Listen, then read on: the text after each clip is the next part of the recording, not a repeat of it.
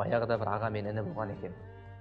Інісі әлі семья құрмаған, бала шағасы жоқ. Ағасының бала шағасы бар, семьясы бар. Сол үйде інісі тұрады екен. Бірақ екеуінің де өзінің алдына жасайтын кәсіптері бар. Екеуінің де үлкен бір қоймалары бар, егіншілігі бар, азығы бар, диқаншылығы бар. Бір күні інісіне мынандай ой келеді. Әй, осы мен дейді, неге мынау ағамның мойнына асылып алып отыр?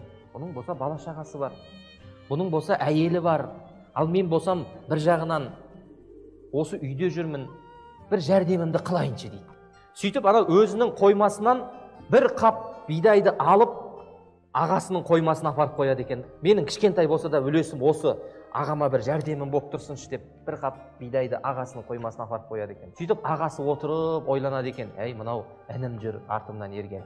Әке шешем болса өмірден өтіп кеткен. Енді қайтып маған біреу іні туып бермейді. Кім маған інін тауып береді? Осы ініме менің бір қолғабысым болсын деп күнде өзінің қоймасынан бір қап бидайды алып інісінің қоймасына апарып тастайды екен. Қарайды, күнде қоймасына келіп қарайды, анау күнде апарып атса да бір қаптан қойма сол қалпында тұр, ештеңке ортаймаған. Сөйтіп екеуі бір күні түнде жолда кездесіп қалады ғой, бір қап бидаймен.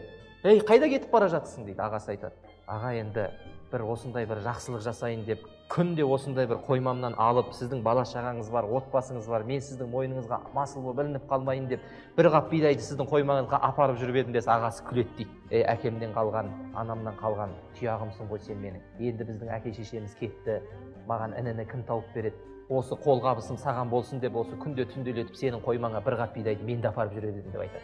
Мына ағайынның арасындағы сыйластық осындай болу керек. Біздің қазақта айтады, абысын тату болса ас көп, ағайын тату болса ат көп дейді.